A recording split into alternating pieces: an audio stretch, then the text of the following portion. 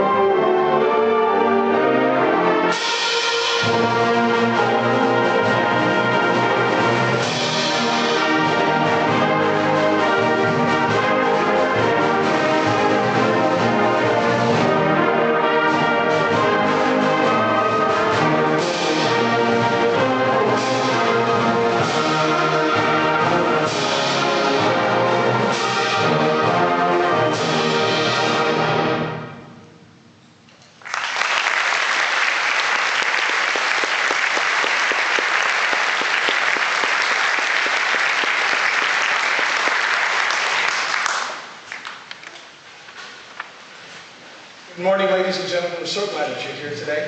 I'm going to try to keep my talking as minimal as possible. But I do hope that you've noticed that we're sitting in an unusual seating arrangement up here on the stage, and we'll talk about that a little bit more later. Part of that is to give these students as many different experiences as possible. And some of those work with different conductors. Now, they're going to have a different conductor next week already, but I like to take a moment to say thank you to the people that helped me out in this camp. And one of those people is Justin Alexander, who helps our percussion. And Justin's right back here. He's the one that's not in white. Thank you, Justin.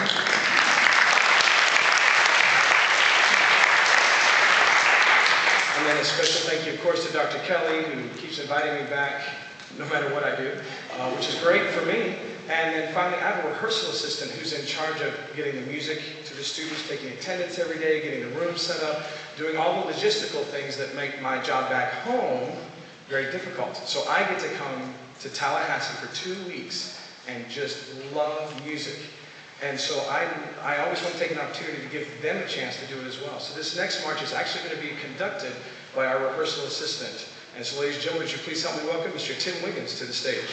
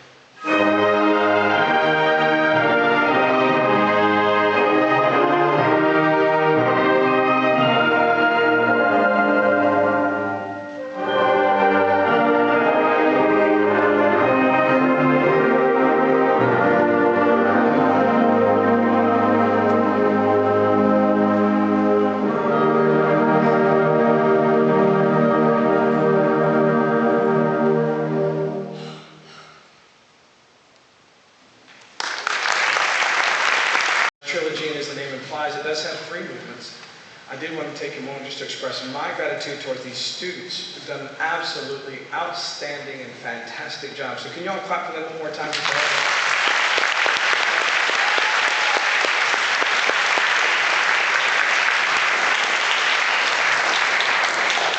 Now, as I alluded to a little earlier, we try to give the students as many different experiences at camp as we can.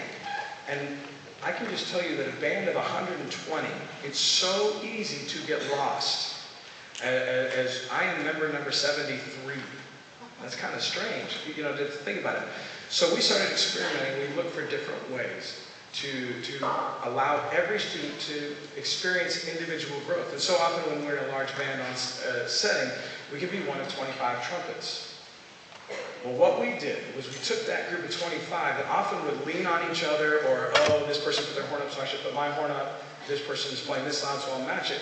And we kind of exploded it. It was like fruit basket turnover. We just turned over and everything fell out, and we mixed up everybody. There are only 2 instruments sitting next to each other, 2 horn players sitting next to each other because we lost a set of music. Everybody say, "Aw." Aww. Yeah. But everybody else is sitting completely and totally on their own. So now they are completely and totally independently responsible for their parts. And now they can feel like, oh wow, I really get to hear how my part fits in with everybody else. I'm just not a number. And so this really gives us a chance to grow as musicians during this first week of camp. I told the students, and they voted to do this. We just did it in rehearsal. They said, no, Mr. Trump, we want to do this in a concert. And I said, are you sure? And they said, yes. And I said, okay. And then last night I told them, look, y'all, I'm a little nervous right now. I've never done this before in a concert, and I may never do it again. But I'll tell you, it's been wonderful the way the students responded. I think they have gotten to experience some things, and it definitely will not be the last time that I get to do this with the group as well. So ladies and gentlemen, here's our final piece, Irish Trilogy.